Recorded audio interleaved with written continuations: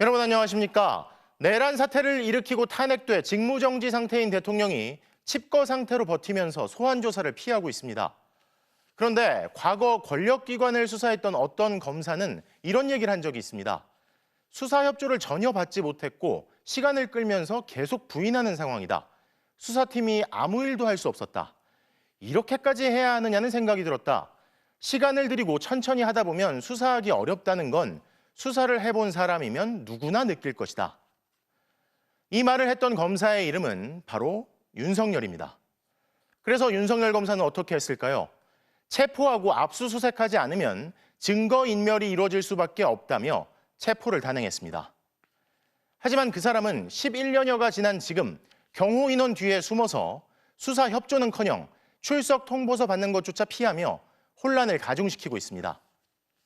첫 소식입니다. 이렇게 대통령이 버티기에 들어간 가운데 국민의힘이 갑자기 헌법재판소 재판관 임명 절차에 불참하겠다고 선언했습니다. 재판관 3명이 공석이라 여야가 이미 후보자까지 지명해 놓은 상황인데 헌법재판소가 탄핵 심판 절차에 들어가자 대통령이 직무정지 상태라 돌연 못하겠다는 겁니다. 하지만 헌법재판소는 대통령 권한대행이 재판관을 임명할 수 있다고 정면 반박했습니다. 이문현 기자입니다. 헌법재판소가 구인 체제를 갖춰 윤석열 대통령 탄핵 심판을 심리할 수 있도록 국회가 공석 3명의 임명 절차에 나선 가운데 국민의힘 권성동 대표 권한대행이 돌연 절차에 제동을 걸고 나섰습니다. 국회목 3명을 추천한다 해도 한덕수 권한대행이 임명할 수 없다는 겁니다. 탄핵안이 헌재에서 인용되기 전까지는 권한대행의 헌법재판관 임명은 불가능합니다. 대통령 권리, 즉 대통령 자리가 비었다면 권한대행이 재판관을 임명할 수 있지만 직무가 정지됐지만 여전히 윤 대통령이 건재해 권한대행 권한이 제한된다는 겁니다. 지난 2017년 박근혜 전 대통령 직무 정지 때도 황교안 권한대행이 헌법재판관을 임명 못했고 파면 뒤에야 임명했다는 전례도 제시했습니다. 권한대행은 탄핵 판결이 종결되고 나서 그 이후에 이선의 헌법재판관을 임명을 했습니다. 공직자 탄핵은 헌법재판관 9명 중 6명의 동의가 필요한데 6명 체제로는 몇 명의 동의가 필요한지 헌법 해석을 두고 논란이 생길 수 있습니다. 하지만 헌법재판소는 국민의힘 주장을 정면으로 반박했습니다. 대통령 권한대행이 그 재판관에 대한 임명권은 행사할 수 있다고 저희들은 생각하고 있습니다. 국회 입법조사처 역시 국회목 또는 대법원목 헌법재판관의 경우 대통령의 임명은 형식적인 권한에 불과하다며 권한대행이 임명할 수 있고 학계에서도 이견을 찾지 못했다고 못 박았습니다. 2017년 황교안 권한대행이 임명을 미룬 건 대통령 추천목 재판관도 포함됐기 때문에 국회가 사실상 정하면 형식적으로 임명만 하는 이번 경우와는 다르다는 지적도 나옵니다. 국민의힘은 구질구질한 절차 지연 작전을 포기하고 인사청문회 일정 협의에 서둘러 응하기 바랍니다. 억지 주장이라는 반박이 이어졌지만 국민의힘은 끝내 인사청문회 불참을 선언했습니다. 더불어민주당은 국민의힘 없이 야당목 후보자 2명이라도 인사청문회와 임명 절차를 강행할 계획입니다. MBC 뉴스 이문현입니다. 국민의힘이 탄핵 심판 절차를 물고 늘어지는 건 이뿐만이 아닙니다. 탄핵 심판에서 12.3 비상계엄 선포를 통한 윤 대통령의 헌법과 법률 위반을 입증하는 검사 역할을 맡게 될 탄핵소추단이 오늘 출범했는데요.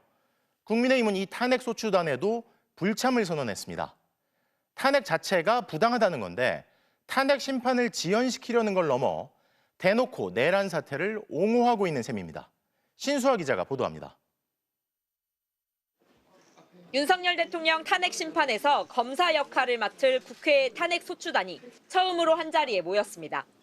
정청래 국회 법제사법위원장이 탄핵소추 단장입니다. 정청래 단장은 첫 회의부터 탄핵 재판을 신속하게 끝내겠다고 말했습니다.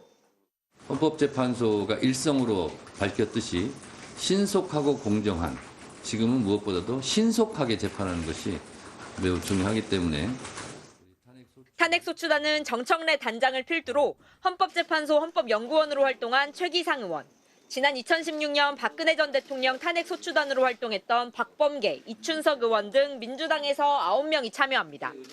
또 조국혁신당 박은정 의원과 개혁신당 천하람 의원도 합류해 야 3당 출신 11명으로 구성됐습니다. 국민의힘은 없습니다. 지난 박근혜 전 대통령 탄핵 당시 여야가 함께 참여했던 것과 다릅니다. 당시 국회 법사위원장이었던 권성동 단장은 여야 의원들과 함께 탄핵 소추단을 꾸렸습니다.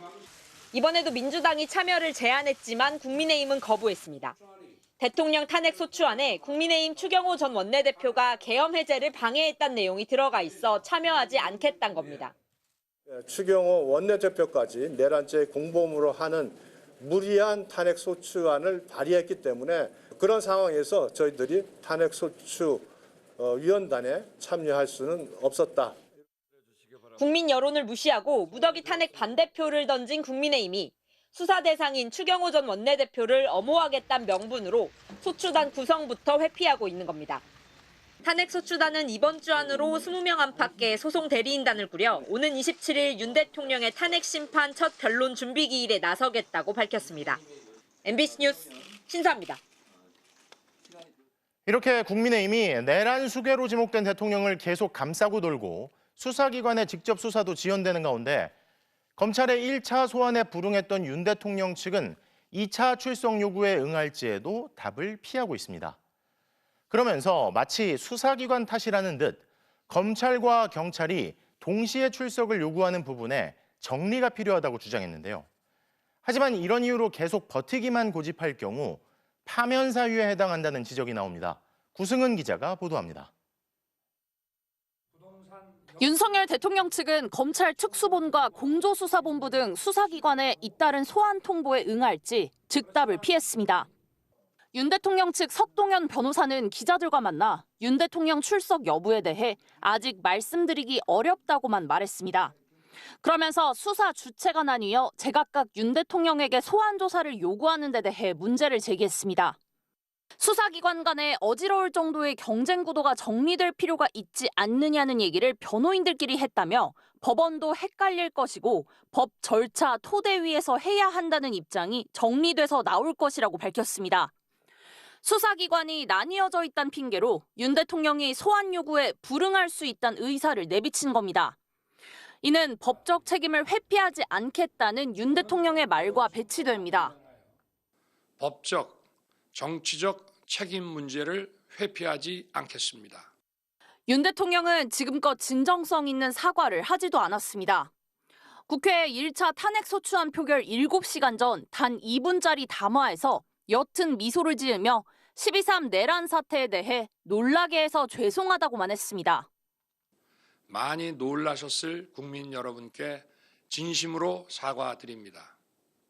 헌법재판소는 7년 전 박근혜 전 대통령 탄핵 심판 결정문에서 박 전 대통령이 국민을 상대로 진실성 없는 사과를 하고 국민에게 한 약속도 지키지 않았다는 점을 파면 사유 중 하나로 들었습니다. 이런 가운데 윤 대통령이 탄핵안 가결 전 대통령실 법률비서관에 최명성 민정수석실 선임 행정관을 임명하는 등 비서관 승진 인사를 단행한 것으로 확인됐습니다. 박 전 대통령 탄핵 심판 대리인단과 형사재판 변호인단을 맡았던 최명성 신임 법률비서관은 윤 대통령 변호인단에도 거론되고 있습니다. MBC 뉴스 구승입니다. 이런 가운데 고위공직자범죄수사처가 보낸 윤석열 대통령 출석 요구서가 수신 거부로 반송됐습니다. 직접 찾아가도 서류를 안 받고 우편으로 보내면 반송하고 검찰은 토요일에 출석하라고 했다지만 그러는 사이에 시간만 흐르고 있습니다. 유서영 기자가 보도합니다. 공수처가 내란 우두머리 혐의 피의자 윤석열 대통령에게 나오라고 한 날짜는 내일입니다. 과천 정부종합청사 공수처 청사에 나와 조사를 받으라고 했습니다. 우편으로 용산 대통령실과 한남동 관저에 출석 요구서를 보냈습니다. 하지만 하루 만에 반송됐습니다. 사유는 수신 거부. 어제 수사관을 보내 출석 요구서 전달을 시도했지만 불발된 데 이어 우편마저도 되돌아온 겁니다. 고의적으로 어쨌든 그 수령을 거부하는 그런 사태가 발생하였는데 이는 출석 요구에 불응할 우려가 발생한 사유로 생각합니다. 공수처는 반송 자체가 일종의 답을 한 것이라며 윤 대통령이 출석 요구를 받았다는 사실을 인지했다고 볼 수 있다고 했습니다. 그러면서 사실상 출석 요구에 응하지 않은 걸로 보인다고 밝혔습니다. 공수처장은 체포영장 청구를 검토하고 있다고 밝혔습니다. 수사진하고 협의해서 체포영장에 의하는 것이 가장 적법 절차에 합하다라는 결론을 내렸습니다. 그에 따라 가지고 요건이 되는지를 지금 검토하고 있으니 체포나 구속영장을 발부받더라도 대통령 경호처가 방해할 수 있다는 우려에 대해선 그럴 법적 근거가 없다며 만약 막는다면 처벌받을 수 있다는 경고문도 보내겠다고 했습니다. 직권남용 권리행사방해죄, 특수공무집행방해죄 등으로 의율될 여지를 경고하면서 그런 부분이 발생하지 않도록 미연에 경고 서면을 보내고자 합니다. 함께 국회에 나온 천대엽 법원 행정처장도 법관이 발부한 영장 집행은 존중돼야 한다고 말했습니다. 검찰 역시 윤 대통령에게 이번 주 토요일 출석하라고 2차 출석 요구서를 보낸 상황입니다. 윤 대통령 측 석동현 변호사는 언제 어느 수사기관에 출석할지 대통령 동의를 거쳐 정리된 입장을 며칠 내에 낼 것이라면서 계속해서 입장 표명을 미루고 있습니다. MBC 뉴스 유서영입니다. 보신 것처럼 12.3 내란 사태 이후 2주나 지났지만 정작 내란 우두머리로 지목된 윤석열 대통령 직접 수사에는 진전이 없습니다. 혐의를 부인하고 있는 윤 대통령에게 수사기관들이 증거인멸할 시간을 벌어주고 있는 것 아니냐는 지적까지 나옵니다. 김상훈 기자가 보도합니다. 12.3 내란 사태가 터지기 직전 국무회의에 참석했던 박성재 법무장관. 비상계엄이 선포되자 법무부 간부들을 비상소집해 대책회의를 열었습니다. 위헌적 비상계엄 상황에서 내부 수습책만 고민한 겁니다. 검찰총장도 내란 사태 수사에 미온적이었습니다. 수사의 단계에 따라서 필요한 조치가 있다면 취하도록 하겠습니다. 무장 군인들이 국회로 난입하는 불법 계엄을 전 국민이 실시간으로 지켜본 상황. 검찰은 내란 사태 사흘 뒤에야 비상계엄 특별수사본부를 구성했습니다. 검찰은 처음부터 내란 우두머리로 윤석열 대통령을 지목했습니다. 윤 대통령이 TV에 나와 위헌적 계엄을 선포한 것도 모두 목격했습니다. 검찰은 내란 사태의 핵심 인물인 김용현 전 국방장관을 지난 8일 긴급 체포했습니다. 이진우 전 수도방위 사령관도 지난 13일 긴급 체포했습니다. 여인형 전 방첩사령관, 곽종근 전 특정사령관, 박안수 전 계엄사령관도 모두 구속시켰습니다. 이들 모두 내란 중요 임무 종사 혐의를 받고 있습니다. 하지만 윗선인 내란 우두머리로 지목된 윤 대통령 수사는 더딥니다. 비상계엄 선포 2주가 됐는데 부르지도 못했습니다. 압수수색도 못했습니다. 휴대폰 확보도 못했습니다. 윤 대통령은 검찰의 1차 출석 요구서를 받자 TV에 나와 자신의 혐의를 전면 부인했습니다. 질서 유지를 위해 소수의 병력을 잠시 투입한 것이 폭동이란 말입니까? 증거인멸이 우려되는 상황입니다. 증거인멸이 상당하게 진행되었다라고 예상을 하고요. 비상계엄 지시할 당시의 얘기라든가 뭐 쪽지로 증거라든가 다양한 형태의 증거가 있을 수 있는 거잖아요. 내란죄 우두머리의 법정형은 사형과 무기징역, 무기금고뿐일 정도로 중대 범죄입니다. 내란죄의 수괴와 내란죄의 중요 범죄 종사자에 대해서는 구속 수사를 원칙으로 해서 검찰이 미적되는 사이 증거인멸 우려만 커지고 있습니다. MBC 뉴스 김상훈입니다. 이렇게 국민의힘이 감싸고 소환 조사는 지연되는 가운데 법적, 정치적 책임을 지겠다던 윤 대통령 측은 어떤 입장을 보이고 있을까요? 윤 대통령의 40년 지기이자 변호인단 구성에 관여하고 있는 석동현 변호사는 오늘 아예 내란죄가 아니라고 주장했습니다. 또 소환 조사 요구에 대해선 엄연히 대통령 신분인데 수사기관이 오란다고 대통령이 가겠느냐고 오히려 되묻는 모양새인데요. 김현지 기자가 보도합니다. 오늘 오전 김홍일 전 방통위원장 자택 앞 윤석열 대통령 변호인단 대표를 맡을 것으로 알려진 김 전 위원장은 윤 대통령이 수사기관 출석 요구에 응할지 답하지 않았습니다. 공조본 출석하라고 했는데 출석하십니까? 21일까지 검찰 출석하실 계획입니까? 지금 할 얘기가 아무것도 없어요. 경찰과 공수처 등으로 꾸려진 공조수사본부는 내일, 검찰은 지난주 일요일에 이어 이번 주 토요일에 나와 조사받으라고 재차 요구했지만 어떡할지 답하지 않은 겁니다. 법적 정치적 책임 지겠다고 하셨는데 수사 응하지 않는 이유는 무엇입니까? 윤 대통령 변호인단 구성을 도와준다는 석동현 변호사는 내란 수사는 광기라고 주장했습니다. 수사기관의 출석 요구에 대해서는 윤 대통령은 법 절차에 따르겠다는 인식은 확고하다면서도 탄핵소추로 권한만 정지됐을 뿐 엄연히 대통령 신분인데 대통령이 오란다고 각오하겠느냐고 답했습니다. 법 절차를 따르겠다면서도 실제로는 무시하는 앞뒤가 맞지 않는 주장입니다. 석 변호사는 또 대통령이 왜 반란을 일으키냐며 법률가 입장에서는 내란이 될 수 없다면서 야당에서는 나라가 뒤집어진 것처럼 과장하는데 내란이 났으면 경제가 이렇게까지 회복되겠느냐, 진영에서의 여론전도 중요하다고도 주장했습니다. 대다수 헌법학자들이 비상계엄의 위헌성과 위법성을 한 목소리로 지적하고 있는 상황에서 윤 대통령이 법리 다툼보다 정치적 대응을 모색하고 있다는 관측이 나옵니다. 구속된 김용현 전 국방장관도 입장문을 또 냈습니다. 이번 비상계엄은 국회의 폐악질에 대한 경종을 울리고 부정선거에 대한 국민적 의혹을 해소하고 우리 사회에 암약하고 있는 종북 주사파를 비롯한 반국가 세력을 척결하고자 하는 대통령의 소중한 뜻이 담겨 있다고 주장했습니다. MBC 뉴스 김현지입니다. 실무장하지 않은 병력만 투입한 경고성 계엄이었다. 윤석열 대통령은 계속 이렇게 주장해왔죠. 그런데 국회에 투입됐던 계엄군이 최소 14,000여 발의 탄약을 불출해갔던 것으로 확인됐습니다. 공포탄을 빼고 실탄만 9,000발이 넘었습니다. 김정우 기자의 단독 보도입니다. 지난 12월 3일 윤석열 대통령이 비상계엄을 선포한 직후인 밤 11시 40분 육군 수도방위사령부 1경비단 136명이 국회의사당에 투입됐습니다. 소총과 권총 185정, 저격총 1정, 드론을 무력화시키는 드론 재민건 1정까지 총 187정의 무기로 무장한 상태였습니다. 이들이 불출한 실탄은 소총탄과 권총탄을 합쳐 4,085발, 공포탄 약 3,000발이었습니다. 24분 뒤 이번엔 수방사 군사경찰단 75명이 국회에 들어왔습니다. 소총과 권총은 84정, 저격총 4정, 가까운 거리에서 쓸 수 있는 테이저건 10정과 3단봉 65개로 무장했습니다. 탄약수는 소총탄과 권총탄을 합쳐 1,000발이 넘었습니다. 특수전사령부 707 특수임무단도 기관단총과 권총, 실탄 약 4,000발과 공포탄 약 2,000발을 갖고 있었습니다. 윤 대통령은 계엄 당시 비무장한 소수 병력을 잠시 투입했을 뿐이라고 주장해왔습니다.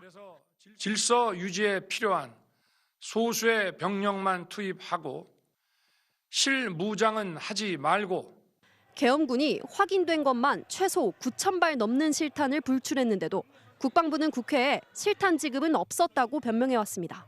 실탄 지급은 없었다고 들었습니다. 제1공수 특전여단, 특수작전 항공단 등 계엄에 투입된 다른 군병력을 합치면 무기와 탄약수는 더 늘어날 수 있습니다. 명백하게 사실상 유혈 살 때까지 의도를 가지고 계엄군을 투입했다는 사실이 드러나고 있는 것이죠. 수방사는 뒤늦게 총기를 포함한 휴대품을 갖고 국회로 출동했지만 탄약은 차량 안에 둔 채 국회 울타리 안으로 진입했다고 해명했습니다. 국방부도 실탄을 통에 담아 가져갔지만 병사 개인에게 실탄을 지급한 건 아니라고 해명했습니다. MBC 뉴스 김정우입니다. 12.3 내란 이틀 전, 내란의 배후 기획자로 지목되고 있는 노상원 전 정보사령관이 문상호 정보사령관과 정보사 대령 2명을 만났습니다. 전 현직 정보사령부의 핵심들이 한자리에 모인 건데 이들은 왜 만나 무엇을 논의했던 걸까요? 양소연 기자가 전해드립니다. 12.3 비상계엄 사태 이틀 전인 12월 1일 경기도 안산 상록수역 근처 롯데리아. 노상원 예비역 정보사령관과 문상호 당시 정보사령관, 정보사 소속 정모, 김모 대령 이렇게 4명이 점심 무렵 모였습니다. 당일 오전 문상호 사령관의 호출을 받은 정 대령이 김 대령과 먼저 도착했고 마지막으로 예비역 정보사령관인 노상원 씨가 나타났다는 게 정 대령의 진술입니다. 그들은 햄버거부터 먹고 이야기하기로 했습니다. 햄버거를 먹고 난 노상원 씨는 중요한 임무가 있을 것이라고 입을 열었습니다. 이어 중앙선관위 전산 서버를 확인하면 부정선거 증거를 확보할 수 있을 것이라며 너희들이 전산실에 가면 된다고 했다는 겁니다. 정대령이 IT 전문가가 없다고 하자 그냥 선관위에 가면 된다고도 했습니다. 정대령은 문 사령관이 이날 처음 계엄 이야기를 꺼낸 걸로 기억합니다. 문 사령관이 주차장에서 계엄이 만약 선포되면 당연히 장관님으로부터 명령이 내려올 것이라며 따라야 하지 않겠느냐고 말했다는 겁니다. 이에 앞서 노상원 씨와 문 사령관은 이미 한 달 전부터 움직이고 있었습니다. 민간인 신분이었던 노상원 씨는 지난 11월 정대령에게 전화를 걸어 부정선거 관련 유튜브 영상을 보냈다고 합니다. 이미 또 이 선거가 잘못됐다 이런 것들을 가스라이팅 한 것 같고요. 그러면서 이렇게 진행된 걸로 봐서는 미리 좀 치밀하게 사전 모의가 있었다라고 보여지고 그 핵심에 노상원 전 사령관이 있다라고 보여집니다. 정대령에게 전역이 몇 년 남았느냐고 묻고 많이 도와주겠다며 접근했다고 했습니다.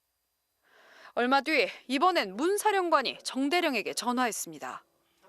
그는 공작 잘하는 15명 정도를 선발해 보고하라고 지시했습니다.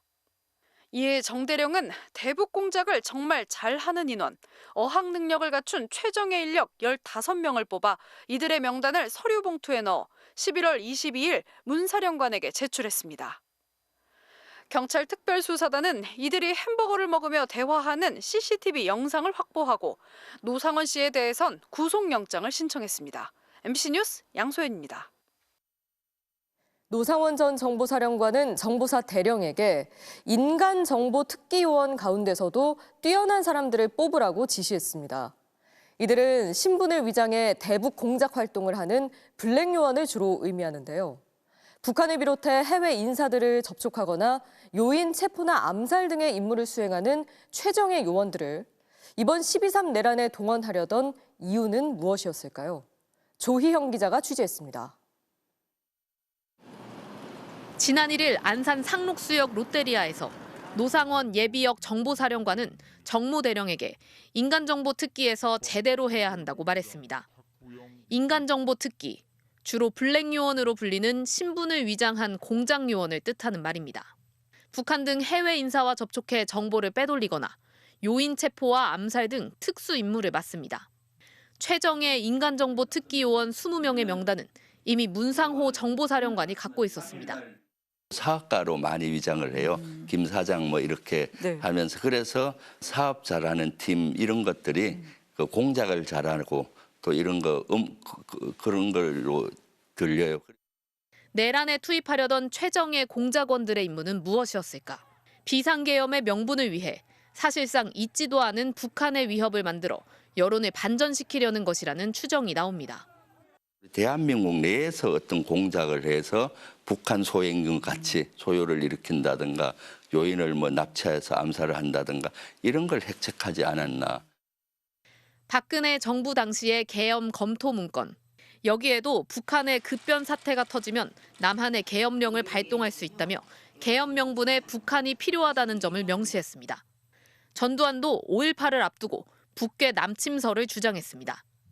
조작된 북괴 남침설은 당시 계엄 전국 확대의 명분으로 활용됐습니다. 북한의 개입은 그동안 계엄 세력에게는 뺄 수 없는 소재였습니다. 계엄 당일인 3일 오후 4시 반, 문상호 정보사령관은 정대령에게 사업을 잘하는 2개 팀을 선발하라고 지시했습니다. 3, 4일 정도의 속옷, 양말과 세면도구를 가지고 여단 본부로 출동하라고 했습니다. 계엄 선포 직전인 밤 9시쯤 최정예 공작 요원들이 집결하자 잠시 후 중대 방송이 있을 것이라고 했습니다. 이윽고 계엄이 선포되자 장관 지시사항이라며 내일 아침 성관위로 출발 준비하라고 지시했습니다.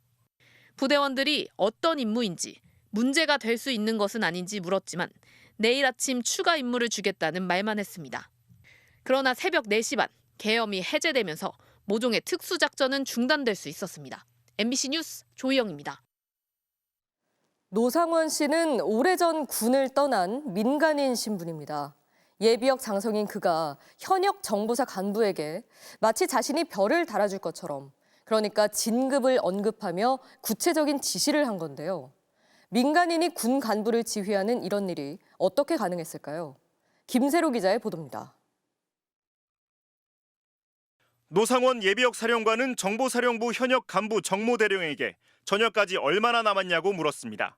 정 대령은 3년 남았다고 말했습니다. 그러자 노상원 씨는 진급을 언급했습니다.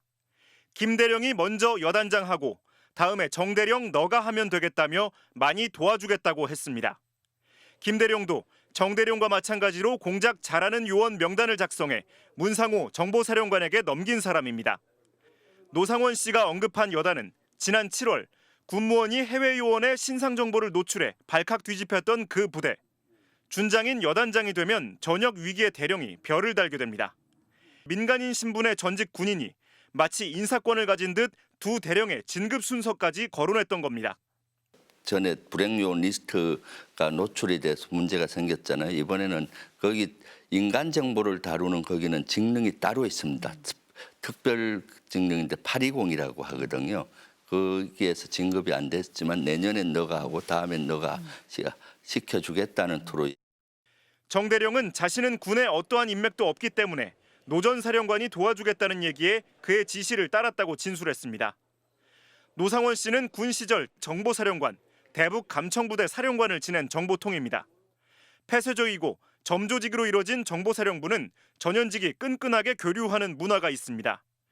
김용현 전 장관은 노 씨를 이용해 정보사령부를 내란에 적극 동원한 것으로 보입니다. 민주당 내란 진상조사단은 노상원 씨가 김용현 전 장관과 함께 실제로 인사에 개입해 인맥을 구축하고 군내 주요 인물을 포섭한 정황이 있다고 주장했습니다. 특히 계엄 시 합동수사단 외에 별도의 수사단을 꾸리고 이를 통제하는 조직도 만들려고 했다며 노 씨를 철저히 수사하라고 촉구했습니다. MBC 뉴스 김세로입니다.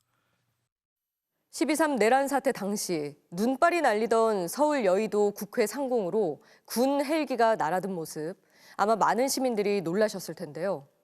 MBC 취재 결과 당시 특전사 헬기가 뜨려하자 수도방위 사령부가 총 4차례에 걸쳐 예정에 없던 비행인데다 목적도 불명확하다며 비행을 막은 것으로 확인됐습니다. 특전사는 승인도 없이 비행을 시작했고 수방사는 헬기 조종사와 직통으로 연결되는 비상 주파수까지 동원해 거듭 경고한 것으로 나타났습니다. 김지인 기자가 단독 취재했습니다. 지난 3일 윤석열 대통령이 비상계엄을 선포한 직후인 밤 10시 49분쯤 특수전 사령부 예하 602 항공대대는 수도방위 사령부에 전화해 비행 승인을 요청합니다. 긴급 비행 임무, 목적지는 국회의사당. 수방사는 사전에 계획되지 않은 헬기 비행이라며 승인을 보류했습니다. 군 방공작전상 서울 용산 대통령실 주변 상공은 P73, 이곳을 둘러싼 지역은 R75로 불립니다. 모두 수방사령관이 통제 권한을 갖고 있어 사전 승인 없이 비행할 수 없고 무단 비행할 경우 퇴거 조치가 이뤄집니다. 밤 10시 54분, 602 항공대대는 거듭 수방사에 재승인을 요청했지만 수방사는 이번에도 비행 목적 등 일체의 내용이 불분명하다며 승인을 거부합니다. 25분 지난 밤 11시 19분, 602 항공대대 헬기는 특전사 병력을 태운 채 경기도 이천 일대에서 이륙했습니다. 수방사 승인은 없었습니다. 놀란 수방사는 거듭 왜 비행하려는 건지 602 항공대대, 합참지휘통제실, 특전사까지 온갖 곳에 물어봤지만 제대로 된 답변을 받을 수 없었습니다. 급기야 수방사는 밤 11시 25분쯤 비상주파수를 동원해 R75를 향하고 있는 헬기 조종사에게 직접 연락해 승인되지 않은 비행이라고 다시 한번 경고한 것으로 확인됐습니다. 이어 공군 중앙방공통제소에도 국회를 향해 미승인 비행이 이뤄지고 있다고 전파했습니다. 그래서 헬기 조종사한테 물어보는 그런 총국도 벌어진 거죠. 그만큼 급박하게 707 특임단을 태운 헬기는 여기까지 온 거는 다 불법으로 이루어진 거죠. 수방사는 뒤늦게 안보 전화를 이용해 육군본부에 비행 승인을 건의했고 계엄사령관은 밤 11시 31분쯤 수방사의 헬기 진입을 허용한다고 통보했습니다.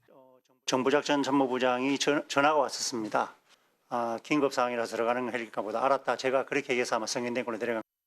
하지만 국방부 법무관리실은 국회에 비행 제한구역 비행 허가 권한은 수방사령관에게 있고 비상계엄시라고 해서 별도 규정은 없다고 밝혔습니다. 계엄 사령관의 짜맞추기식 비행 승인조차 법적 근거가 없는 것이어서 위법적인 미승인 비행을 정당화시켜줄 수 없다는 얘기입니다. MBC 뉴스 김지인입니다. 군 당국이 12.3 비상계엄 당시 국회 장악에 투입된 707 특수임무단 부대원들의 외출을 2주간 막고 휴대전화까지 압수했다는 의혹이 추가로 제기됐습니다. 언론 제보 등 외부 접촉을 차단하기 위해 사실상 감금을 했다는 건데요. 계엄군이 출동 직전 유서 작성을 지시받고 체혈까지 했다는 주장도 새로 나왔습니다. 변윤재 기자입니다. 12.3 비상계엄 당시 동원된 군 병력은 지금까지 경찰 수사로 확인된 수만 1,500여 명에 달합니다. 육군 최정예 특수부대 707 특수임무단은 국회에 투입됐습니다.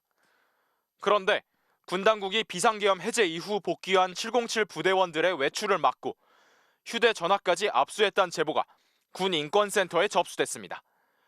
부대 전원이 아니라 계엄군으로 투입된 병력만 콕 집어 2주간 외부 접촉을 막았다는 겁니다. 군이 계엄군 투입 인원들을 입막음하기 위해 부대 안에 가둬놓고 외부와의 소통을 차단하는 사실상의 감금을 자행한 것이다. 군 인권센터는 특전사뿐 아니라 수도방위사령부 등에서도 유사한 조치가 이뤄진 것으로 파악된다며 내란의 실체를 은폐 축소하기 위해 누가 지시한 것인지 수사해야 한다고 촉구했습니다. 비상계엄 당시 수상한 정황도 추가로 드러났습니다. 군 인권센터는 복수의 현역 육군 간부 제보를 토대로 계엄군이 충돌 전 유서 작성을 지시받고 체열도 했다고 폭로했습니다. 국회 등을 강제 진압하는 과정에서 군이 무력 충돌 같은 최악의 상황까지 대비한 게 아니냐는 의혹이 제기됩니다. 접경지로 간다며 목적지를 알리지 않고 이동 중 헬리콥터가 수차례 선회해 방향 감각을 잃도록 했다는 주장도 나왔습니다. 비상계엄 이후 기자회견을 자청한 707 특임단장은 이 같은 의혹에 대한 언급 없이 무능한 지휘관의 지시를 따른 피해자라고만 했습니다. 전 김용현 국방장관에게 이용당한 가장 안타까운 피해자입니다. 부대원들은 죄가 없습니다. 육군은 이에 대해 계엄 당시 투입된 병력을 강제로 부대 안에 대기시킨 적이 없다며 유서 작성과 체열도 지시한 적이 없다고 반박했습니다. MBC 뉴스 변윤재입니다. 12.3 내란을 수사하고 있는 공조수사본부가 대통령 경호처 압수수색에 나섰지만 실패했습니다. 조지호 경찰청장의 보안용 휴대전화, 비화폰 기록이 저장된 서버를 확보하기 위한 압수수색이었는데요. 대통령실의 연이은 압수수색 거부는 체포영장 사유가 될 수 있다는 지적이 나옵니다. 경찰청 국가수사본부에 취재기자 나가 있습니다. 송서영 기자, 공조본이 오늘도 결국 압수수색에 실패했네요. 네, 대통령실 경호처 압수수색에 나섰던 공조수사본부 수사관들은 저녁 6시쯤 철수했습니다. 오늘 오전 10시 20분쯤 용산 대통령실에 도착해서 경호처 압수수색을 하려 했지만 8시간 가까운 대치 끝에 실패한 겁니다. 공조본이 대통령 경호처 압수수색에 나선 건 조지호 경찰청장의 보안용 휴대전화, 이른바 비화폰 서버를 확보하기 위해서였습니다. 비화폰은 통화 내용이 녹음되지 않는 대신 서버에 사용 기록이 저장됩니다. 조지호 경찰청장은 비상계엄 당일 윤 대통령과 6차례나 통화를 했습니다. 계엄 해제 요구한 투표를 앞두고 윤 대통령으로부터 국회의원들을 체포하라는 지시를 받았다고 밝혔는데요. 이런 통화 기록이 비화폰 서버에 저장되는데 이 서버를 대통령 경호처가 관리합니다. 경호처는 압수수색 협조 여부를 오늘 검토하고 내일 알려주겠다는 입장입니다. 대통령실 경호처는 지난 11일에도 공조본의 압수수색을 거부했습니다. 공무상, 군사상 비밀을 이유로 압수수색을 할 수 없다며 극히 일부 자료만 임의 제출했었습니다. 공조본은 조지호 경찰청장의 서울 종로구 공관에 대해서는 4시간가량 압수수색을 진행했습니다. 조 청장은 비상계엄 선포 전에 윤 대통령에게서 MBC를 포함한 계엄군의 장악 대상기관 목록이 적힌 문건을 받았다고 경찰 조사에서 밝혔는데요. 조 청장은 문건을 받은 후에 이를 찢어버렸다고 했는데 이 문건과 관련된 내용을 확인하기 위한 것으로 알려졌습니다. 대통령실이 잇따라 압수수색을 거부하면서 윤석열 대통령에 대한 체포영장 발부 사유가 될 수 있다는 지적이 나옵니다. 지금까지 경찰청 국가수사본부에서 MBC 뉴스 송서영입니다. 내란 사태 당시 계엄 사령관이었던 박안수 육군 참모총장의 구속영장이 오늘 발부됐습니다. 윤 대통령과 함께 내란을 공모한 혐의를 받는 계엄군 핵심 지휘부 5인방의 신병을 모두 검찰이 확보한 건데 검찰의 상식적인 다음 수순은 언제쯤 이어질까요? 구민지 기자의 보도입니다. 12.3 내란 사태 당시 계엄 사령관을 맡았던 박안수 전 육군 참모총장.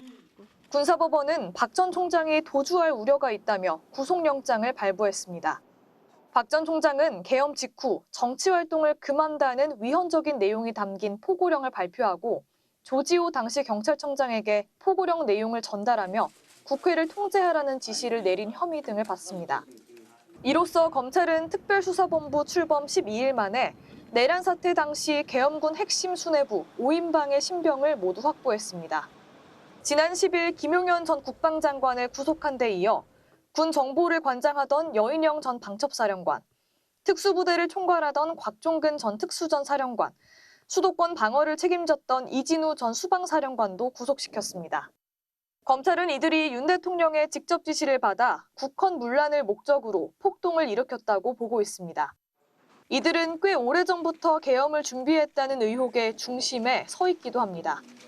여인영, 곽종근, 이진우 전 사령관은 김용현 전 장관이 대통령 경호처장이던 지난 3월 공관에서 회동했던 인물들입니다. 이진우 수방사령관, 곽종근 특전사령관, 여인영 방첩사령관을 한남동 공관으로 불렀죠. 계엄 이야기 안 했습니까? 이 자리는 선동하는 거짓 선동하고 정치 선동하는 자리가 아니라고 생각합니다. 김 전 장관은 허위 선동이라고 했지만 위헌, 위법적인 비상계엄은 현실이 됐습니다. 3월 공관회동에 참석했던 새 사령관은 국회나 중앙선관위에 병력을 투입하며 내란 사태의 오른팔 역할을 수행했습니다. 국민을 등지고 내란 우두머리에 지시만 따랐던 군 장성들, 구속 수감과 함께 어깨에 박힌 별 13개도 그 빛을 잃었습니다. MBC 뉴스 구민지입니다. 이렇게 계엄군 핵심 인사들의 신병은 확보되고 있습니다. 그런데 그 사이 비상계엄 선포 이튿날 안가에서 비밀회동을 가진 박성재 법무부 장관과 김주현 민정수석 등 정권 핵심 인사들과 정진석 대통령 비서실장이 최근 휴대전화를 교체한 사실이 드러났습니다. 증거인멸 의혹이 제기되는데요. 국회 법사위에서는 내란 공범이라고 지적받은 국민의힘 의원들이 퇴장하는 등 공방이 이어졌습니다. 정상빈 기자가 보도합니다. 국회 법제사법위원회 조배숙 의원의 발언으로 여야 공방이 시작됐습니다. 탄핵 심판을 신속히 해달라는 이재명 대표가 과연 그런 말을 할 자격이 있냐는 주장이었습니다. 윤석열 대통령의 탄핵 심판만 신속하게 진행돼야 된다. 이런 얘기는 좀 불공정하지 않습니까? 어떻게 생각하십니까? 그러자 민주당은 곧바로 내란을 공모한 여당 의원들 말에 수긍해서는 안 된다고 맞받았습니다. 비상계엄 해제 표결 당시 대부분 여당 의원들이 본회의장에 오지 않아 의도적으로 계엄 해제를 방해했다는 겁니다. 여당 의원 중에 누군지 제가 특정은 못하겠지만 상당수 의원들은 추경호와 같이 공범으로 이 내란을 공모했어요. 그래서 국민의힘 의원들이 반발하며 사과를 요구했지만 김 의원이 다시 한번 공범들이라고 맞받으면서 회의장에는 고성이 오갔습니다. 들어보세요. 이 공범들이 어디서 함부로? 결국 여당 의원들이 집단 퇴장하면서 이후 회의는 야당 단독으로 진행됐습니다. 민주당은 비상계엄 선포 이튿날 안가에서 비밀회동을 가진 박성재 법무부 장관 등 정권 핵심 인사들과 정진석 대통령 비서실장이 최근 휴대전화를 교체한 사실에 화력을 집중했습니다. 당시 함께 자리한 이완규 법제처장과 김주현 민정수석, 박 장관이 이틀 뒤부터 탄핵소추안이 가결된 지난 14일까지 잇따라 휴대전화를 교체해 증거인멸이 의심된다는 겁니다. 내란 동조자라는 점이 들통날까 두려워 조직적 증거인멸에 나선 것 아닙니까? 이완규 법제처장은 휴대전화를 교체한 뚜렷한 이유를 밝히지 않았습니다. 그래서 사용하기 불편한 점도 있고 이런저런 이유로 교체했습니다. 박성재 법무부 장관 측은 수사 등에 대비하기 위해 연락처와 사진 등을 저장했을 뿐 기존 전화기를 계속 사용하고 있다고 설명했고 김주현 민정수석과 정진석 비서실장은 전화기 교체 이유 등을 묻는 질문에 답변하지 않았습니다. MBC 뉴스 정상빈입니다. 자, 그러면 수사 상황을 법조팀 이준희 기자와 좀 더 짚어보겠습니다. 이 기자, 네. 이렇게 윤 대통령 지시를 수행한 사람들은 계속 구속이 되고 있는데 정작 윤 대통령은 조사조차 안 받았잖아요. 네. 뭐 나오라고 해도 안 나오고. 근데 이렇게 수사기관들이 놔둬도 괜찮은 건가요? 그러니까 핸드폰도 다들 없애는 마당에 증거를 대통령도 없앨 수도 있잖아요. 네, 그렇습니다. 계엄 해제 당일 대통령 안가에서 모인 4명 중에 방금 보셨듯이 김주현 대통령실 민정수석, 박성재 법무부 장관, 이완규 법제처장이 안가 회동 이후에 새 휴대전화를 구입했습니다. 셋 다 법을 아주 잘 아는 검사 출신입니다. 이완규 법제처장은 수사에 대비한 거 아니냐 이런 질의를 받고 그렇게 질책하시면 달게 받겠다고 했죠. 수사선상에 올라있지 않은 정진석 대통령 비서실장도 1차 탄핵 표결 당일 휴대전화를 바꿨습니다. 윤 대통령은 수사선상에 오른 정도가 아니라 이번 사태 핵심입니다. 혐의를 전면 부정하는 사람이 수사에 응하지 않는다. 보통 이러면 체포나 구속영장이 나오는데 증거인멸이나 도주를 막기 위해서잖아요. 지금 윤 대통령 상황이 딱 그렇습니다. 오동훈 공수처장은 윤 대통령 상황이 체포영장 요건이 되는지 검토하고 있다고 했습니다. 이렇게 다들 휴대전화를 바꾼 건 정말 이상해 보이는데, 근데 대통령이 출석도 거부하고 있잖아요. 근데 출석을 거부하는 것뿐만 아니라 출석 요구서 자체를 거부하고 있는 건 또 뭔가요? 네, 지난 11일 나갔던 검찰의 1차 출석 요구서는 윤 대통령이 수령을 했습니다. 그건 탄핵 전이죠. 그런데 탄핵 후에 보낸 공조수사본부의 출석 요구서는 아예 받으려고 하지를 않고 있습니다. 인편으로 간 건 실패했고 우편으로 간 것도 수치인 불명, 수치 거부로 결국 도달이 안 됐죠. 누구보다 법을 잘 아는 전문가로서 방어권 행사를 빙자한 꼼수를 쓰는 거라는 분석도 나옵니다. 수도권 법원의 한 판사는 향후 윤 대통령 측이 적법하게 출석이 통지되지 않았다고 주장할 수 있다 이렇게 말했는데요. 출석 절차나 방식을 꼬투리 잡아서 출석을 안 한 게 아니라 못한 거다라면서 오리발을 내밀 수 있다는 거죠. 그럼 왜 시간을 끄는 걸까요? 그동안 지지층 결집을 시도하려는 건 아닐까 싶습니다. 오늘 윤 대통령 변호인단이 비공개 기자간담회를 했는데 야당에 의한 국정난맥과 국헌 문란을 따질 거다. 내란 수사는 광기다. 이런 말을 했거든요. 그런데 이것이 탄핵 심판에서는 불리하게 작용할 수도 있습니다. 2017년 박근혜 전 대통령 탄핵 결정문을 보면요. 검찰이나 특검 조사에 응하지 않고 청와대 압수수색도 거부하고 있다며 국민과 약속을 지키지 않았다고 했습니다. 윤 대통령도 법적, 정치적 책임 문제를 피하지 않겠다고 했었죠. 그 약속을 안 지키고 있는 겁니다. 누구보다 법을 잘 아는 인물들일 텐데 지금까지 이준희 기자 잘 들었습니다. 이런 가운데 김건희 여사의 이름도 다시 등장하고 있습니다. 김건희 여사의 회사 고문으로 이름을 올렸던 무속인 건진 법사를 검찰이 체포하고 쓰던 휴대전화도 압수한 사실이 MBC 취재 결과 확인됐는데요. 윤석열 후보 대선 캠프에서도 활동했던 건진 법사는 과거 지방선거 출마자들에게 돈을 받아 챙긴 혐의를 받고 있습니다. 대통령 부부와의 친분을 과시해왔고 명태균 게이트에도 등장하는 인물인 만큼 검찰 수사의 파장이 주목됩니다. 손구민 기자가 단독 취재했습니다. 대통령 선거를 2달여 앞둔 2022년 1월, 마스크를 쓴 한 남성이 자연스레 윤석열 당시 후보의 등에 손을 올리고 직원들에게 지시를 내립니다. 직원들 다 이리 와. 전부 다. 건진 법사라는 이름으로 잘 알려진 무속인 전모 씨입니다. 윤석열 후보의 선거대책본부에서 활동했고 처남은 부본부장, 딸은 사진 촬영을 맡았습니다. 그보다 훨씬 이전인 2014년엔 김건희 여사의 코바나 컨텐츠 고문 명함을 들고 다녔습니다. 검찰이 오늘 아침 건진 법사 전 씨를 전격 체포했습니다. 2018년 지방선거 당시 출마자 여럿으로부터 뒷돈을 받은 정치자금법 위반 혐의를 적용했습니다. 검찰은 특히 전 씨의 서울 서초구 자택을 압수수색하며 전 씨가 쓴 휴대전화도 함께 확보했습니다.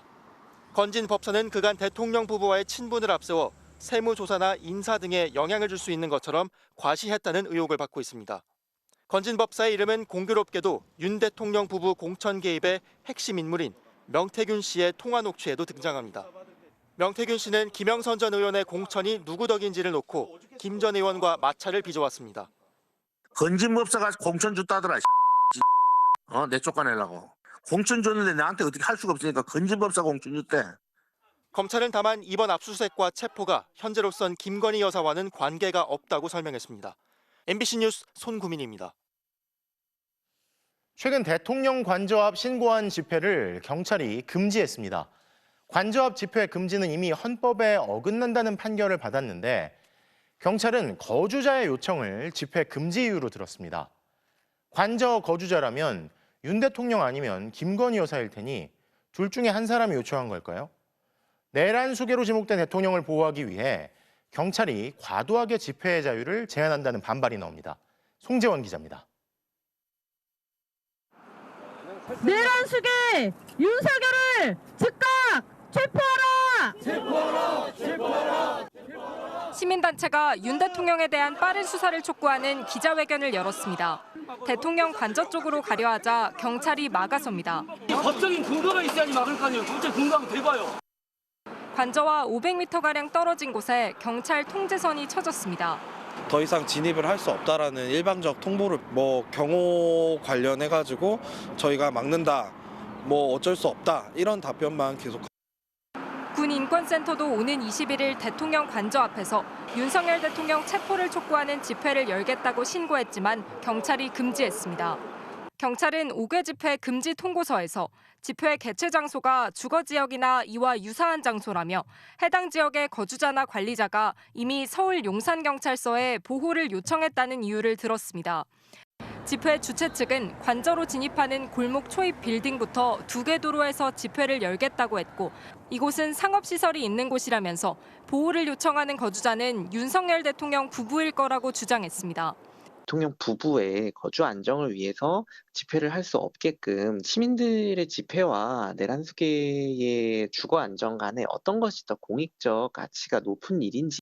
대통령 관저 100m 안에서 집회를 금지하는 집시법은 이미 지난 2022년 헌법에 어긋난다는 판결을 받았습니다. 국회에서 가능한 집회의 범위를 정하는 후속 입법도 하지 않으면서 지금은 관저 근처에서 집회를 하더라도 막을 근거가 없습니다. 헌법상 보장되는 표현의 자유를 행사하는 것이므로 다른 사람의 재산이나 생명에 직접적인 위해를 끼치지 않는 범위에서는 경찰이 그것을 즉시 제지할 수 있는 권한이 있다고 보기가 어렵겠습니다. 군인권센터는 경찰이 자의적으로 내란 혐의 피의자인 윤석열 대통령 체포를 촉구하는 시민 목소리를 통제하고 있다며 경찰을 상대로 집회 금지에 대해 처분 취소 소송을 하겠다고 밝혔습니다. MBC 뉴스 송재원입니다. 수사기관의 소환 조사를 피하고 있는 윤석열 대통령은 헌법재판소가 어제 보낸 탄핵 심판 관련 서류도 아직 수령하지 않은 것으로 파악됩니다. 서류 송달이 완료돼야 탄핵 심판 절차도 시작되는데 고의로 탄핵 심판 절차를 지연시키는 것 아니냐는 의구심이 제기됩니다. 이혜리 기자입니다. 헌법재판소는 어제 윤석열 대통령을 비롯한 탄핵 심판 관련자들에게 국회 탄핵소추 의결서를 보냈습니다. 답변 시한은 문서 수령일로부터 7일. 그런데 이 서류는 유독 윤 대통령에게만 도착하지 못했습니다. 국회 법제사법위원회 위원장, 국회의장, 법무부 장관은 모두 송달 완료하였습니다. 대통령은 송달 중에 있습니다. 헌재가 인편과 우편, 전자문서 시스템 등 3가지 방식으로 서류를 보냈는데 윤 대통령 본인이나 대통령실이 접수 여부를 확인해주지 않고 있는 겁니다. 탄핵 심판 서류의 경우 원칙적으로는 형사소송법을 준용해 당사자에게 도달했을 때 효력이 발생합니다. 서류 송달 여부가 계속 확인되지 않으면 재판 절차가 지연될 수 있다는 우려가 제기됩니다. 다만 헌재가 재판 지연을 의도로 고의로 수령을 거부한다고 판단한다면 서류가 도달했다고 보고 절차를 진행시킬 가능성도 있습니다. 헌재는 대통령 권한대행이 헌법재판관에 대한 임명권을 행사할 수 없다는 여당의 주장에 대해 정면으로 반박했습니다. 과거 황교안 권한대행이 박근혜 전 대통령 탄핵소추가 받아들여진 후 재판관을 임명했던 전례에 비춰 가능하다는 겁니다. 헌법재판소는 윤 대통령 탄핵심판 변론을 박 전 대통령 당시처럼 생중계하지 않고 녹화 영상을 제공할 방침입니다. 변론에 직접 참석하지 않은 박 전 대통령과 달리 윤 대통령은 법정에서 당당하게 소신껏 입장을 피력하겠다고 했다고 윤 대통령 측 석동현 변호사가 밝혔습니다. 자신의 내란죄 혐의를 모두 부인하는 윤 대통령이 직접 변론에 나서는 것은 부정선거 의혹을 언급한 지난 담화처럼 결국 극우 세력 결집 의도가 아니냐는 해석이 나옵니다. MBC 뉴스 이혜리입니다.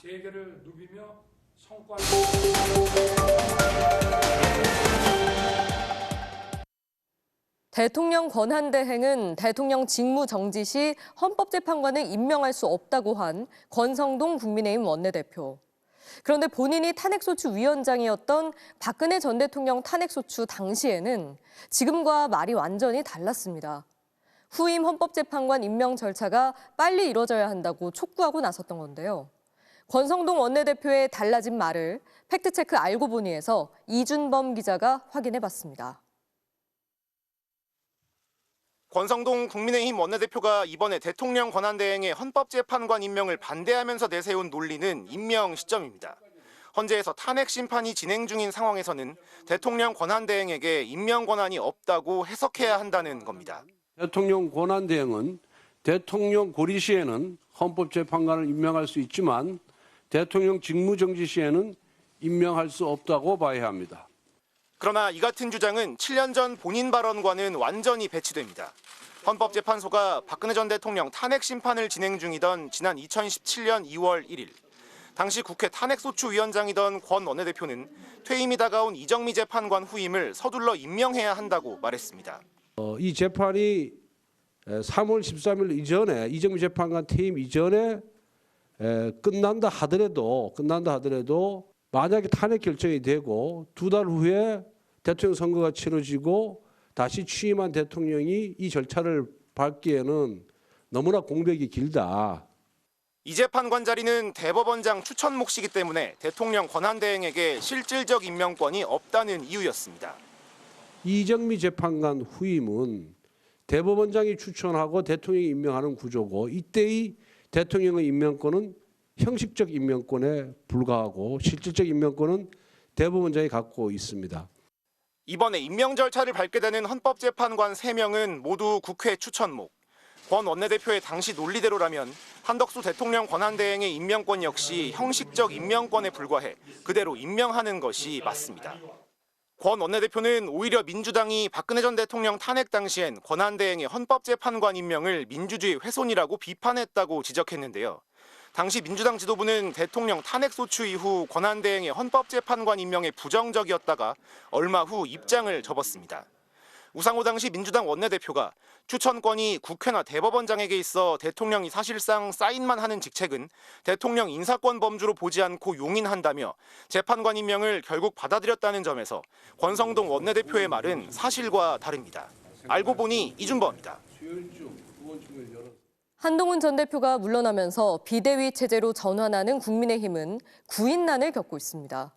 그나마 거론되는 인사들이 윤석열 정권에서 요직을 맡았거나 탄핵 반대에 앞장선 이른바 친윤석열계 사람들인데요. 당 안에서마저 쇄신은커녕 이러다 내란 옹호당이 되는 것 아니냐는 우려와 비판이 나옵니다. 손하늘 기자입니다. 국민의힘은 이르면 내일 의원총회에서 비대위원장 후보군을 추릴 방침입니다. 탄핵과 조기 대선 가능성에 대비해야 하는 만큼 비대위 구성에 속도를 내겠다는 계산입니다. 파격적인 외부 인사 대신 원내 중진 의원이 비대위원장을 맡아야 한다는 데 공감대는 형성돼 있습니다. 구체적으로 최다선 6선의 주호영 의원과 5선 권영세, 김기현, 나경원 의원이 거론되는데 주 의원은 국회 부의장에 취임한 지 얼마 되지 않았다며 난색을 표한 걸로 전해졌습니다.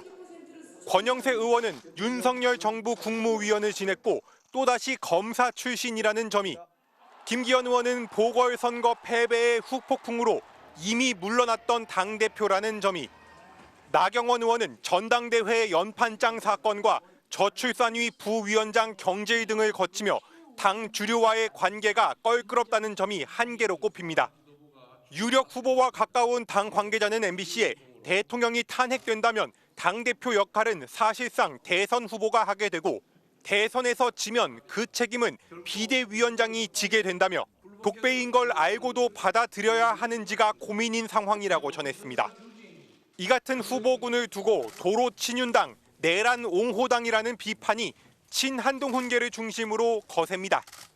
급기야 정리돼야 할 주체들이 이 상황을 정리하겠다고 나서느냐며 당 대변인이 사퇴하는 일까지 벌어졌습니다. 우리 당명이 국민의 힘이지 않습니까? 내란의 힘이 아니지 않습니까? 내란 옹호당이 돼서는 안 된다 생각합니다. 가뜩이나 국민들로부터 외면받고 있는데 완전히 보수 괴멸의 가능성까지 있지 않나. 권성동 원내대표가 비대위원장까지 겸임하자는 제안도 나오지만 지금은 두 역할 가운데 하나만 맡기에도 벅차다는 게 문제입니다. 지금까지 재임 기간이 1년을 넘긴 대표는 이준석 전 대표 단 한 명뿐인데 국민의힘은 윤 대통령 취임 이후 2년 8개월 동안 모두 5번의 비상대책위원회를 꾸리게 됐습니다. MBC 뉴스 손하늘입니다. 내란 당일 밤 국회에서 20km 넘게 떨어진 한국예술종합학교 한예종에선 출입이 통제됐습니다. 당시 출입 통제가 이뤄진 대학은 문체부가 관리하는 단 2곳의 대학뿐이었는데요. 학생들은 추위와 혼란 속에 갑자기 교문 밖으로 내쫓겼는데 학교 측은 정부 지시를 따랐다는 설명입니다. 문다영 기자가 취재했습니다. 비상계엄이 선포된 지난 3일 밤 11시 반쯤 한예종 교내에서 밤샘 과제를 하던 학생들에게 교직원들이 찾아와 학교에서 나가라고 하기 시작했습니다. 집으로 다 가시래요. 그럼 저희 지금 저쪽 작업실도 상관없이 다 가야 돼요? 다 나가셔야 돼요. 이유를 묻자 정부의 지시란 대답이 돌아왔습니다. 문체부 산하 기관이기 때문에 다 나가야 된다. 모여 있으면 안 된다. 자정을 넘긴 시각, 지하철역과 가장 가까운 문으로 가보니 비상계엄이라 출입이 안 된다는 안내문이 이미 붙어 있었습니다. 차도 거의 다 끊긴 시간에 갑자기 학생들을 내보내고? 충남 부여에 있는 한국전통문화대학교에서도 비슷한 일이 벌어졌습니다. 그냥 본청에서 내려왔다라고만 말씀하시고 따로 설명은 없었어요. 정부의 설명을 종합하면 이렇습니다. 국무조정실은 3일 밤 비상계엄 선포 여파로 총리실 출입 통제를 지시했다는 입장. 당시 정부 당직을 총괄하던 직원은 그러나 모든 부처의 출입을 통제하라는 지시를 받아 이를 전파했다고 주장했습니다. 국조실과 당직 직원의 말이 엇갈리는 가운데 문체부는 하위 기관들의 출입 통제 지시를 전파했고 한예종도 이에 따랐다는 설명입니다. 탄압에 맞서서 어떤 특정한 발언이나 입장을 내붙일 수 있는 것이 예술의 의무라고 생각을 하거든요. 12월 3일 밤에 한예종은 그냥 정말 정치가 시키는 대로 한 애완견이었을 뿐이고. 그래도 의무는 남습니다. 당시 국공립대를 포함해 교육부가 관리하는 다른 대학에선 출입 통제가 이뤄지지 않았기 때문입니다. 전국에서 문체부 관리 아래 있는 한예종과 전통문화대, 이 두 대학에서만 출입이 통제됐습니다. 엄혹한 계엄의 밤거리로 학생들을 내몰도록 해서 극도의 충격과 공포를 심어준 행위는 비판받아 마땅합니다. 문화예술단체들은 유인촌 문체부 장관이 친위 쿠데타에 적극 동조한 것 아니냐며 국수본에 고발했습니다. MBC 뉴스 문다영입니다. 윤석열 대통령이 12.3 내란 사태 후에 임명한 박선영 진실화해 위원장이 첫 회의를 열었지만 야권 추천 위원들이 반발해 집단 퇴장했습니다. 박 위원장은 과거 5.16 군사 쿠데타를 혁명이라 치켜세운 사실이 알려져 물의를 빚었는데요. 12.3 내란에 대한 입장도 밝히지 않고 있습니다. 고병찬 기자입니다. 진실화해위 위원이 비상계엄 엄호하는 공직자가 어딨나라는 손팻말을 들었습니다. 12.3 내란에 대해 진화위 입장이 필요하다는 논의는 언쟁으로 번졌습니다. 잠깐만요. 지금 이 의원님께서는 계속 다른 분들의 발언을 방해하고 계십니다. 진실화해위원 8명 가운데 야권 추천위원 4명은 회의 시작 30분 만에 집단 퇴장했습니다. 윤석열 대통령이 12.3 내란 후 기습 임명한 박선영 위원장은 과거 5.16 군사 쿠데타를 혁명으로 치켜세우는 발언을 한 사실이 알려졌습니다. 탱크 앞에 손 내밀고 안 된다고 가로막은 사람이 아무도 없었어요. 그만큼 너무나 혼란스러운 이 나라를 좀 바로잡아야겠다라는 생각은 전 국민이 했던 것. 국가폭력 피해자 유족들이 출근을 저지하자 이를 두고 내란 행위라고 지칭하기도 했습니다. 정작 이번 12.3 내란에 대해선 아무런 입장 표명도 없었습니다. 국가폭력 피해자도 바짝 사과하는 상황에서 저희 위원들이 아무렇지도 않은 듯이 그냥 회의에 참석하는 것은 그건 그분들에 대한 예의도 아니고. 박선영 위원장이 탄핵 심판 주심을 맡은 정영식 헌법재판관의 처형인 게 알려지자 야권에서는 윤 대통령이 탄핵 판결을 앞두고 일종의 보험을 든 게 아니냐는 비판까지 나오고 있습니다. 야권에서 윤 대통령 탄핵 대비용으로 이제 위원장님 임명했다는 말이 있어가지고 여기에 대해서 좀 어떻게 생각하시는지. 네, 말이 된다고 생각하십니까? 야당 추천위원들은 다음 주 한덕수 대통령 권한대행에게 박 위원장 임명 취소 요구서를 제출할 예정이라고 밝혔습니다. MBC 뉴스 구병찬입니다. MBC 기후환경팀 김민욱 환경전문기자가 한국기후변화학회가 수여하는 제6회 기후변화 언론인상을 공동 수상했습니다. 기후변화학회는 사회 여러 현상을 기후변화와 연계해 풀어내고 글로벌 기후위기를 다룬 보도를 통해 시청자가 기후 문제를 쉽게 이해하는 데 기여했다고 수상자 선정 이유를 밝혔습니다. 각종 대출 규제와 경기 침체로 인해 부동산 시장은 침체기를 맞고 있는데요. 여기에 대통령 탄핵으로 불확실성까지 더해지면서 주택 거래가 급감하고 있습니다. 심지어 강남권의 신축 분양 아파트에서도 계약 포기가 속출하고 있습니다. 박철영 기자가 현장 취재했습니다. 내년 초 입주를 앞둔 서울 강동구의 한 주상복합 아파트 건설 현장입니다.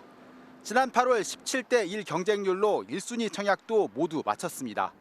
그런데 분양 홍보관이 아직도 열려 있습니다. 지금은 계약금 5%만 내면 동호수를 지정할 수 있는 행사를 하고 있는데 실제로 어떤 혜택을 주고 있는지 제가 직접 상담을 받아봤습니다. 지금 계약하면 중도금 납부를 미뤄주고 잔금 날짜도 내년 말까지 유예해준다고 합니다. 계약 축하금 얘기도 꺼냅니다. 계약 축하금은요, 우리가 1.5%거든요. 분양가에서 18억 6,400에서 더하기 1.5%로 2,796만 원이거든요. 2주 안에 계속 용도에 들어가는 거예요. 분양가에서 몇 천만 원을 깎아준다는 겁니다. 이유가 있습니다. 당첨자들이 뒤늦게 계약을 대거 포기했기 때문입니다. 주변 신축 아파트 값도 떨어지는 상황에 애초 분양가가 높았던 것도 영향을 미쳤습니다. 지금 나와 있는 데는 다 금이라고 볼 수 있어요. 여기에 탄핵 정국이 부동산 시장에 냉기를 더했습니다. 계엄이 선포된 직후인 지난 4일부터 17일까지 2주 동안 국토부에 신고된 서울 아파트 매매는 274건에 불과합니다. 지난해의 3분의 1 수준입니다. 경매로 넘어간 아파트와 오피스텔 등 집합 건물은 지난달까지 5만 2천 건에 달했습니다. 1년 전보다 50%나 증가한 수치입니다. 3금융권이나 4금융권 이렇게 이제 대부업체 쪽에서 이제 대출을 또 많이 받기도 했었습니다. 이제 그런 것들이 경매 시장으로 넘어오면서 악성 미분양으로 불리는 중공후 미분양이 서울에서 3년 만에 최대를 기록한 가운데 탄핵 이후 정책 불확실성이 더해져 주택 거래는 당분간 크게 위축될 것으로 보입니다. MBC 뉴스 박철현입니다.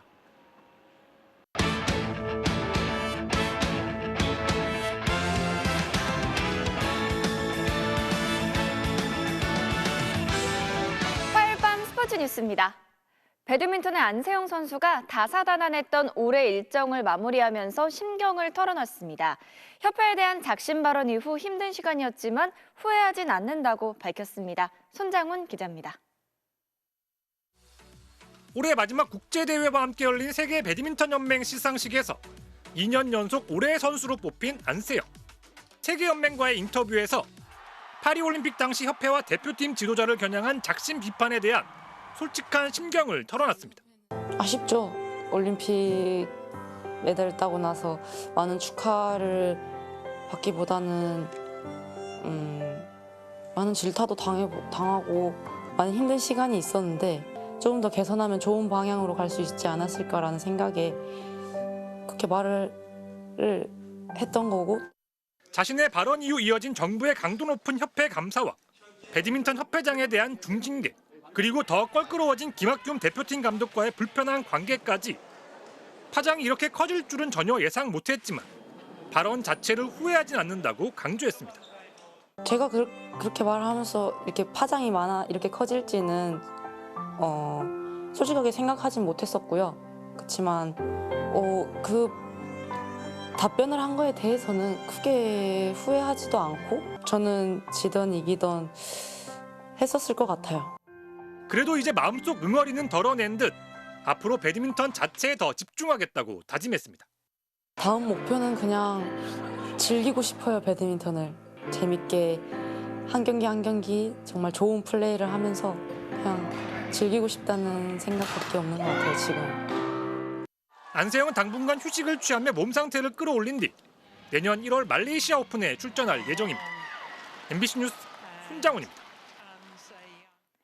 토트넘의 손흥민 선수가 이제 팀에 합류하는 양민혁 선수에 대한 후배 사랑을 드러냈습니다. 양민혁에게 부담을 줘서는 안 된다면서 최선을 다해 적응을 돕겠다고 밝혔습니다. 어제 영국으로 떠난 양민혁 선수. 14시간이 넘는 긴 비행 끝에 드디어 런던에 도착했습니다. 먼저 와 있던 강원FC 김병지 대표이사와도 반갑게 인사를 나눴는데요. 피곤한 기색 속에서도 마중 나온 팬들을 위한 팬 서비스도 잊지 않았습니다. 언더 오신 거 축하드립니다. 열심히 응원하겠습니다.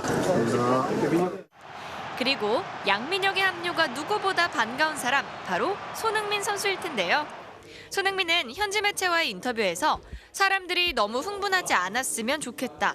양민혁에게 부담을 줘서는 안 된다며 뛰어난 선수가 오게 돼서 기쁘고 할 수 있는 한 최대한 돕겠다고 벌써 후배 사랑을 과시했습니다. 양민혁은 취업허가 비자 발급 등 행정 절차가 마무리되는 대로 팀 훈련에 합류할 예정입니다. 네, 지난달 탁구 세계 청소년 선수권에서 탁구 2세들의 활약이 대단했는데요. 전설 유남규 감독의 딸로 중국 킬러란 별명까지 얻은 17살 유예린 선수를 김태훈 기자가 만났습니다.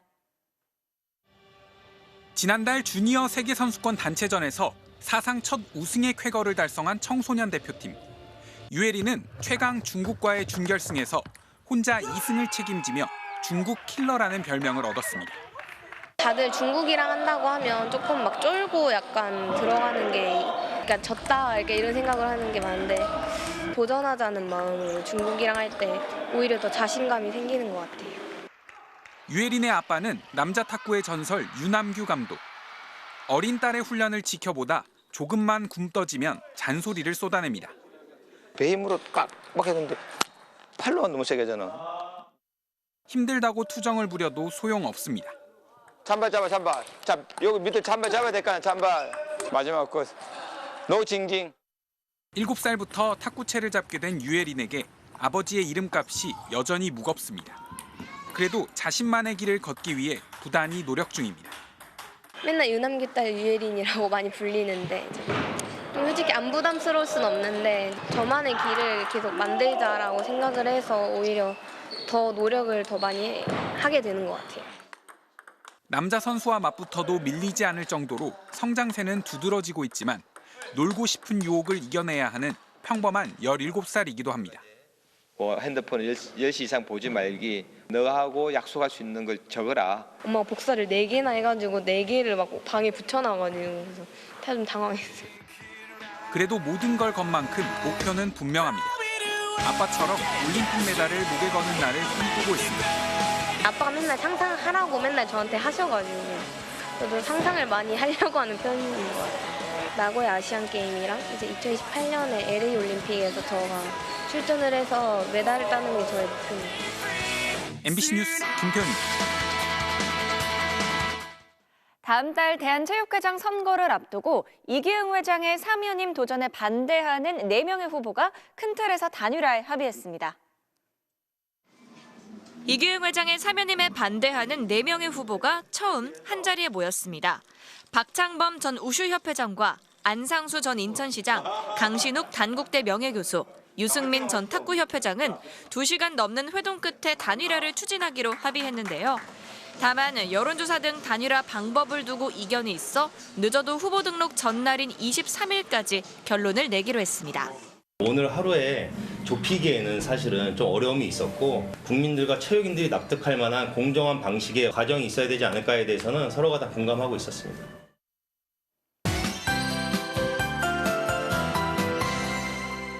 종일 공기가 차갑습니다. 이것은 오늘 춘천의 모습인데요. 아침 추위에 소양강에 상고대가 피었습니다. 물안개가 나무까지 얼어붙어 하얀 상고대가 피어오른 건데요. 겨울 추위가 한층 실감나는 풍경입니다. 밤사이 날은 더 추워지겠습니다. 1.5km 상공의 찬 공기 흐름인데요. 내일 아침이 되면 영하 9도의 한파가 남부 내륙까지 뒤덮겠고요. 수도권을 비롯한 중부지방은 영하 12도에 더 강한 한기가 자리하겠습니다. 이에 따라 경기 북부 북부와 강원 내륙에는 한파주의보가 내려졌습니다. 내일 아침 서울의 기온은 영하 6도, 체감온도는 영하 11도, 파주와 대관령의 체감온도는 영하 17도를 보이겠습니다. 서해안 지방은 눈구름도 강하게 발달하겠습니다. 모레까지 제주 산지에 최고 15cm 이상, 전북과 강원 동해안, 경북 북부 동해안에 3에서 10cm의 눈이 내리겠고요. 동해안 지방은 내일 오후부터 눈발이 강해지겠습니다. 내린 비나 눈이 얼어붙어 도로에는 살얼음이 나타나는 곳이 많겠습니다. 아침 최저 기온은 서울 영하 6도, 대전 영하 5도를 보이겠고요. 낮 최고 기온은 서울 1도에 그치는 등 온종일 춥겠습니다. 내셨습니다. 내란 사태 이후에 다들 휴대전화를 교체한 게 우연입니까? 어떻게 다들 그럴 수 있도록 수사기관들은 계속 시간을 줄 수 있는 겁니까? 법을 많이 공부해서 법이 무서운 건 아는데 국민은 무섭지가 않은 겁니까? 화요일 뉴스데스크 마칩니다. 시청해주신 여러분 고맙습니다.